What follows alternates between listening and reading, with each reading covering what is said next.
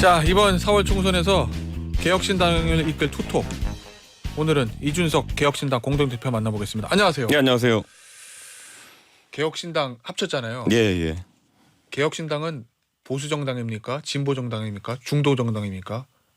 이도저도 아닙니까? 그러니까 결국 개혁을 기치로 나왔기 때문에요. 네. 그리고 제가 그저께도 글을 이제 올려가지고 예. 보수주의와 진보주의의 구분 외에도 자유주의의 구분이 있습니다. 뭐 있죠. 예, 그래서 예. 저는 자유주의적인 어떤 그런 개혁 세력을 꿈꾼다라는 취지에서 이야기했고, 예. 사실 지금 뭐 보수 정당을 표방한다고 해가지고 보수 정책을 하고 있는 게 아니거든요. 예, 그렇기 때문에 그런 부분은 대한민국 정치에 있어가지고 예. 개인의 이념적 지향이라고 하는 것은 뭐 선명할 수 있겠으나 예. 정당은 항상 대중 정당을 지향하고 있다. 예. 저는 그런 생각을 합니다. 아니 왜냐하면 이준석 대표 항상 하고 싶은 게 제대로 된 보수정당을 하고 싶다는 얘기를 예, 공식적인 인터뷰나 사적인 자도 항상 얘기해 오지 않았습니까? 예. 그러면 그 본인이 꿈꾸는 노선을 이번에 포기하는 거예요? 아니면 좀 뭐라고 봐야 되나요? 좀 변화를 만드는 거예요? 그래서 제가 이번에 창당하면서 네. 사실 통합 이전에도 예. 제가 이념적 스펙트럼으로는 결국에는 노회찬 의원의 과거 정의당이 하던 정책들까지도 할 수 네. 있다라는 얘기를 하면서 지금 네. 창당을 했거든요. 그렇기 때문에 아마 정책적인 이념은 좀 스펙트럼 넓어질 것 같고요. 예. 정책적인 스펙트럼 넓어질 수 있다. 네. 예. 그리고 뭐 제 생각에는 제 스스로가 그러면 보수 정치인냐는 크게 변하지 않을 것 같다. 예. 예전에 바른미래당도 사실 여러 세력이 연합이었지만은 그럼 바른미래당을 겪었다고 해가지고 유승민과 이준석이 보수가 아니냐라고 네. 했을 때는 아니거든요. 어허. 그런 구분이 무의미하거든요. 네. 그러니까 사실 유승민과 이준석은 그 이후에도 개혁 보수 정체성을 가지고 정치해왔고 네. 그랬던 것처럼 비빔밥론이란 게 그런 겁니다. 각자의 색깔을 잃지 않고 그 안에서 역할할 수 있는 게 소위 빅텐트론 또는 연합형 정당의 그 숙명인 거죠. 그럼 이런 거예요?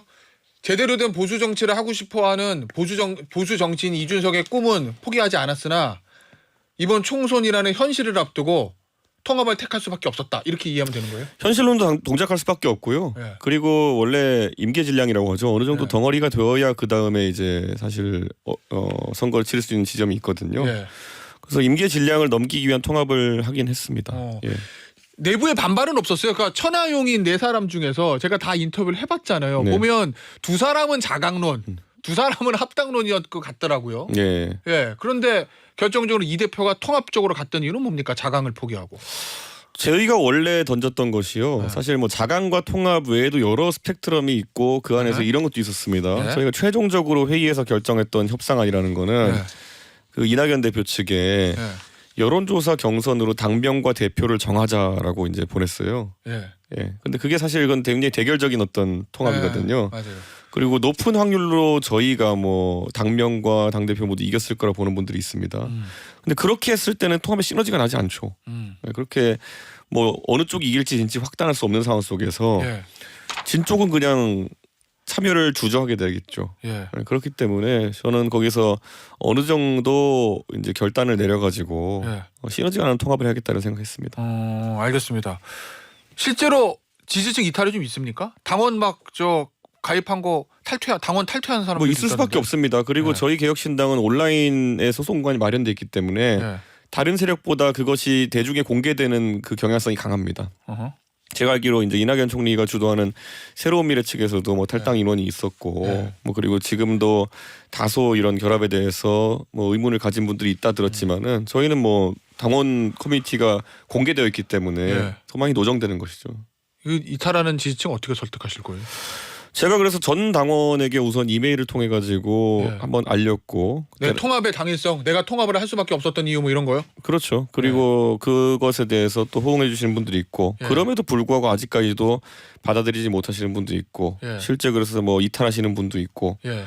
그런데 뭐 이 부분에 대해 가지고 지도부 내에서나 아니면 주요 당직자들 사이에서는 또 이제 많은 이야기를 해가지고 이제 정리가 된 상태입니다. 어떻게 정리가 된 거죠? 결국 이 통합의 길에서 최대한의 성과를 내기로 결론이 난 상태죠. 알겠습니다. 이거 지지층 이탈하는 지지층한테 왜 이탈했습니까라고 다 물어본 건 아니지만 언론에서 분석하기로는 류호정 전 의원 얘기들도 좀 있더라고요. 류호정 전 의원의 이 강한 페미 정책 여기에 대한 반발하는 이준석 대표의 지지층들이 있다. 맞습니까? 그렇게 봅니까? 그렇게 볼 수 있는 부분도 있죠. 아 그래요? 예. 근데 뭐 저는 류호정 의원이 제가 어제도 어떤 인터뷰에서 밝혔지만은 네. 이런 겁니다. 그 금태섭 의원이 주도하는 새로운 선택이라는 당과에 합당하는 과정 속에서 류호정 의원이 예. 뭐 개혁신당의 당원이 된 것이지 예. 저희가 뭐 류호정 의원의 사상이 아주 뭐 저희가 아. 좋아서 예. 아니면 또 그런 정책이 아주 좋아서 저희가 영입한 건 아니지 않습니까? 예. 그렇기 때문에 그거는 좀 온도 차가 있다 이렇게 그래요? 말씀드리고 예. 류호정 의원이 지금 상태대로라면은 통합된 개혁신당에서 주류적인 위치나 주류적인 어떤 그런 생각으로 자리 잡기 어려울 겁니다. 아 그래요. 그럼 왜 그렇죠? 당원들이 지금 주류적인 당원들이 지금 예. 류호정 의원이 왜 이 길에 합류하기를 선택했는지 이해하지 못한 상태니까요. 그러면 지도부 예. 지금 뭐 유호정 전 의원 같은 경우에 당직을 맡거나 지도부에 들어간 건 아니잖아요. 현재까지는 예. 그 같은 지도부 이낙연 공동대표라든지 다른 최고위원들도 유호정 의원에 대한 전 의원에 대한 생각이 이 대표와 동일합니까? 전혀 지금 저희가 당직 인선하고 이런 과정 중에서 류호정 의원의 어쨌든 추천이나 함합평이 올라오지 않았습니다. 그래요. 아니 어제 이제 류호정 전 의원 제가 인터뷰를 했었는데 이 부분을 물었더니 본인의 어떤 페미니즘 그 문제에 대해서 절제와 공존의 태도를 갖겠지만 노선 포기는 안 한다. 그 얘기는 페미니즘을 중시하는 그 노선을 본인은 포기는 안 하겠지만 당의 정책이나 이런 거는 이만할 때는 조금 저 톤을 낮추겠다 이렇게 저는 읽었거든요. 이 전 대표는 이 대표는 어떻게 할 생각입니까? 그 부분에 뭐 사실 통합 과정에서 뭐 개개인들이 입장을 밝히는 건 가능하지만은 예. 뭐 저는 지금 아까 말했던 것처럼 당의 주류적인 어떤 당원들이나 시각 입장에서 류호정 의원의 그런 정책 제안이나 시각이 많이 반영되지는 않을 것 같다. 그러면 유호정 의원도 강하게 반영할 거를 주장하지 않겠으니 이 대표 입장에서도 봐도 당의 어떤 정강 정책으로 그게 올라올 가능성은 거의 없다 뭐 이런 얘기인가요? 실제로 없습니다. 그래요. 이 지금 당의 주류 말씀하시잖아요. 네. 이 주류가 이전에 그 통합 전에 개혁신당 이준석 대표가 혼자 했는데 그 개혁신당만 얘기하는 겁니까? 아니면 이낙연 대표의 새로운 미래 측도 모두 포함해서 하는 얘기입니까? 뭐 제가 새로운 미래 측 당원들과 아직 소통이 많지 않기 때문에 네. 뭐 그 부분에서 그분들의 생각이 뭔지까지는 파악하지 못했습니다. 네. 그런데 적어도 개혁신당에서 당원들의 지지 강도라고 하는 것은 네. 저희 원래 통합 전에 개혁신당 당원들의 지지 강도가 센 네. 편이기 때문에 예. 뭐 통합 전에 대중적인 여론조사 지지율에서도 저희가 조금이나마 우위에 있었던 거 아니겠습니까? 예. 그렇기 때문에 당의 주류적인 시각은 개혁신당 당원들의 생각이라 봐야겠죠. 그 얘기는 개혁신당하고 새로운 미래하고 합쳐서 통합 개혁신당이 됐지만 여전히 주류는 우리다 이런 생각 같은데. 그러니까 주류라는 것이 결국엔 네. 이 안에서 얼마나 많은 지지자들이 어떤 포션으로 존재하느냐, 어떤 비율로 네. 존재하느냐일 텐데 예. 그냥 그거는 대중적인 여론조사 기준으로 봐도 그런 상황이기 때문에 네. 제가 뭐 새로운 미래 출신 당원이나 당직자들 전혀 자극하고자 하는 의도는 없고요. 예. 다만 대중이 개혁신당이 어떤 부분을 보고 지지할 것이냐에 대해서 예. 각자가 고민하면서 움직일 거라 봅니다. 현역 의원의 숫자는 없어도 예. 대중적 인지도나 당원의 수나 지지율 이런 거 보면 우리가 우위를 점하고 있다 이런 생각에 강하게 깔리는 것 같은데요. 당연히 뭐 저는 그렇게 저는 받아들이고 있고 예. 그리고 그것이 가장 통합에 유리한 형국이기 때문에 결국 네. 제 세력이 모여가지고 당명을 개혁신당으로 하고 개혁신당의 많은 이제 레거시라고 할 만한 걸 계승하기로 결정한 거 아니겠습니까? 혹시 공천 갈등 있는 거 아니에요? 이렇게 되면 왜냐하면 공천하면 경선하면 네. 우리 구호 개혁신당 통합전 개혁신당 세력이 경선 붙으면 다 이길 수 있다 뭐 이런 생각도 좀 깔리는 것 같아요. 지금 얘기 들어보니까. 그리고 뭐 당원 경선이라는 걸 한단 모르겠지만은 네. 지금 시점에서 뭐 공천 과정에서 예. 개혁신당이 경선을 뭐 과하게 하고 이럴 상황은 아닌 것 같습니다. 아 그래요? 네. 알겠습니다. 이 파트너로서 공동대표로서 이낙연 대표는 어떻게 평가하십니까? 제가 사실 이제 이낙연 대표님이 70대이신데 예. 70대 어르신 모시고 정치 많이 해봤습니다. 네. 그렇기 때문에 어떻게 해야 되고 또 어떻게 하지 않았을 때 어떤 문제들이 발생한다 정도는 알고 있습니다. 근데 가장 중요한 거는 예. 이 통합된 당에서 제가 예전에 뭐 최고위원으로서 손학규 대표 모시고 예. 뭐 그다음 뭐 황교안 총리 뭐 60대셨지만은 예. 뭐 모시고 이런 거랑은 전혀 다른 국면이다. 아하. 결국에는 통합개혁신당에서 예. 제가 법적 대표로서 제가 당연히 리드해야 되는 역할을 해야 되는 것이고 예. 그 안에서 이낙연 대표님과의 합의나 토론 과정을 많이 거치겠지만은 예. 아까 말했던 것처럼 개혁신당 이름이 개혁신당인 이유가요. 개혁을 하는 새로운 당이라는 겁니다. 예. 예, 그 취지대로 운영하겠습니다. 알겠습니다. 지금 이준석 개혁신당 공동대표와 인터뷰 진행하고 있는데 좀 쉬었다가 8시에 다시 돌아오도록 하겠습니다. 이준석 대표의 인터뷰는 계속됩니다. 이준석 공동대표의 인터뷰 계속 이어가도록 하겠습니다. 일각에서는 그렇게 얘기하잖아요. 이 이준석 전 대표 측과 이준석 대표 측과 이낙연 대표 측의 그동안 해왔던 정치의 어떤 방식이라든지 노선 이런 것들이 너무 달라서 과연 화학적 결합이 가능할까? 뭐 이런 시각도 있거든요. 한동훈 비대위원장 같은 경우에는 위장 결혼이다. 뭐 이렇게까지 표현했어요. 어떻게 보십니까? 제가 그래서 한동훈 위원장이 네. 위장 결혼이야 해서 네. 저는 그게 아니다. 결국에는 예전에 노회찬 의원이 뭐 얘기했던 것처럼 예. 뭐 한국과 일본이 평소에는 좀 사이가 안 좋더라도 예. 외계인이 쳐들어오면 힘을 합쳐서 싸워야 되는 거 아니냐. 예. 뭐 이런 개념 아니면 국공학적 예. 뭐 이런 얘기를 하죠. 예. 예. 그 국공합정 얘기할 때도 그 얘기 했었잖아요. 공통된 적이 있어야 된다. 예, 예. 그죠? 예, 일본이라는 당시에. 그렇죠. 근데 국공합정도 결국 찢어졌어요. 나중에는. 그렇죠. 예. 공이 이겼습니다. 근데 결국은 이런 겁니다. 네. 국공확장 해가지고 그 단기적 목표를 성취하는 데는 네. 아주 성공적이었죠. 네. 거기서만 국공이 싸우고 있었으면은 아하. 일본이 중국 다 먹었을 수도 있죠. 예. 네, 그렇기 때문에 저는 현실적으로 단기적 목표 아래서 우선 뭉치고 이것의 결과가 좋았을 때 그 예. 다음 단계 꼭 국공같이 찢어지라는 보장은 또 없는 겁니다. 아, 그러면 이제 총선 결과에 따라 가지고 이 당이 계속될지 아니면은 중간에 좌초할지가 결정된다. 저는 그렇다고 봅니다. 아, 그래요? 그러면 총선의 결과가 좋지 않으면 헤어질 수도 있습니까? 거기서 이제 정치력과 지도력의 이제 갈등이 네. 생기는 거겠죠. 네. 예, 지금 당장 저는 어떤 분들은 이런 걱정도 합니다. 뭐 민주당 출신 의원들이 많은데 그럼 이 당이 민주당 성향으로 굳지 않겠느냐. 예. 그렇게 안 봅니다. 전 당선자 수가 어느 쪽이 더 성향이 센가에 따라 가지고 그래요? 결과가 네. 달라질 거라 보죠. 현역 의원들이 중요하니까요. 자, 그러면 현실적인 목표는 뭡니까? 자, 이상적인 목표는 제 1당이겠지만 현실적인 목표 이낙연 공동대표는 30석 얘기했어요. 전 다다익선이라 보고요. 예, 다다익선이죠 당연히. 네, 예. 저는 뭐 20석, 30석 이 정도 네. 교섭단체 이상을 이제 이낙연 대표가 말씀하신 것 같은데 예, 그 정도면은 충분히 대한민국 견제 세력이 될 수 있다. 예. 지금 우리가 경험해봤지만 180석을 한 당에 몰아주는 것이 얼마나 위험한가를 21대 국회 보여준 거거든요. 예. 그럼 적어도 180석을 한 당이 하지 못하는 수준으로 예. 만들어야 된다. 정권 심판론이 우세하기 때문에 민주당이 유리해 보이는 건 사실이지만은 예. 그렇다고 180석을 넘기면은 뭐 매번 이제 패스트 트랙이나 이런 걸로 극한 대립이 가게 되는 것이고 예. 또 150석을 한 당이 넘기게 되면은 여러 가지 인선 같은 것에서 총리 인준이나 이런 것에 대해 가지고 예. 아주 이제 비토권을 세게 이제 야당이 가져가는 거거든요. 네. 그렇기 때문에 저는 양당이 150을 넘지 않고 저희가 견제 여석을 가지는 대만에서 이제 있었던 선거 결과 정도의 아하, 느낌이 예. 아마 대한민국 의회 정치위에서 제일 좋은 모습일 것이다. 예. 자, 그런데 지금 이 대표 얘기를 쭉 들어보니까 뭐 교섭단체 이상 한 30석을 얘기할게요. 30석의 당선자를 내더라도 그 안에는 새로운 미래 측보다는 구개혁신당 통합전 개혁신당 측 이준석 대표 측 당선자가 많아야 그 후에 혹시 벌어질지도 모르는 당내 권력 투쟁에서 우위를 점할 수 있다 이런 생각에 강하게 깔리는 것 같아요. 바른미래당의 경험을 생각해 보면요, 네. 꼭 그 한쪽이 아주 많을 필요는 없습니다. 예. 그런데 이제 서로 무시하지 않을 정도로 네. 충분한 어떤 배분이 이루어져야겠죠. 어허. 당내에서 그러면은 그 세력은 예. 상호 존중하면서 갈 수 있겠죠. 알겠습니다. 결국 이제 공천을 어떻게 하냐 그리고 이제 당선자 어떻게 배출하냐는 건데 개혁신당 구개혁신당 이준석 대표 측에서 가장 전국적인 지명도가 있고 유명한 정치인이 이준석 대표 본인이잖아요. 그렇습니다. 예. 어디 출마합니까?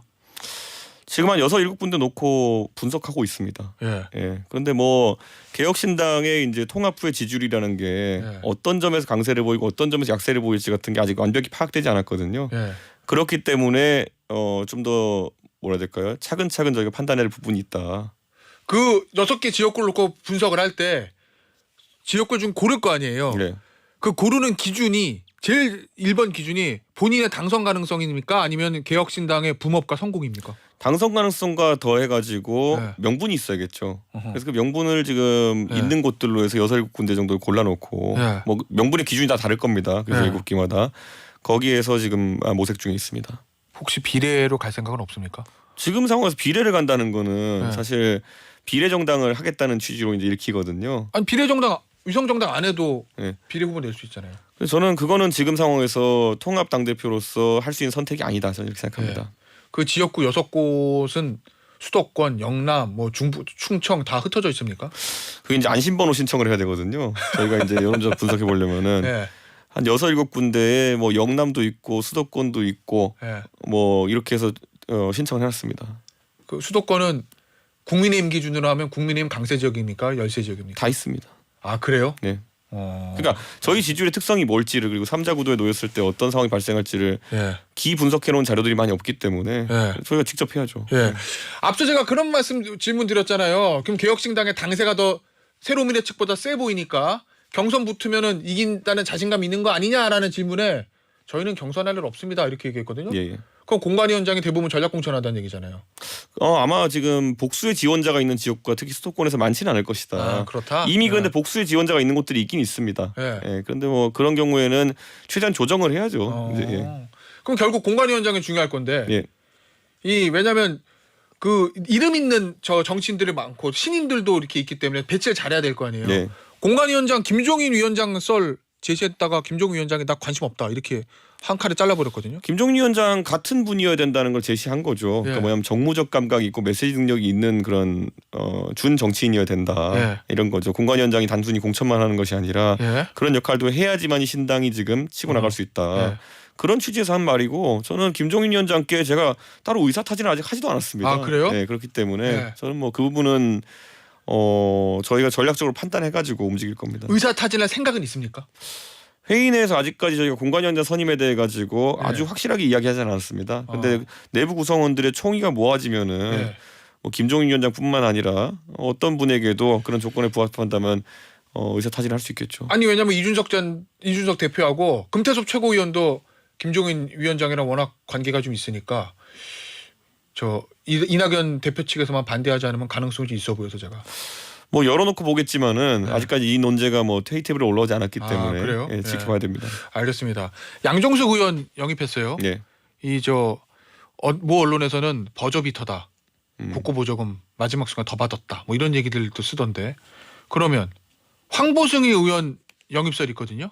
그러니까, 이 대표가 국민의힘 대표할 때 대변인이었잖아요. 그러니까 무소속 의원 리스트가 공개돼 있기 때문에 네. 당연히 이제 많은 언론인들이 취재를 여기저기 했겠죠. 네. 그런데 뭐 황보승희 의원에 대한 의사타진은 제가 황보승희 의원과 사적으로 뭐 가끔 연락하긴 합니다만은 네. 이번 건으로 인해 가지고 황보승희 의원에게 제가 연락하거나 한 적은 없습니다. 영입 가능성 있습니까?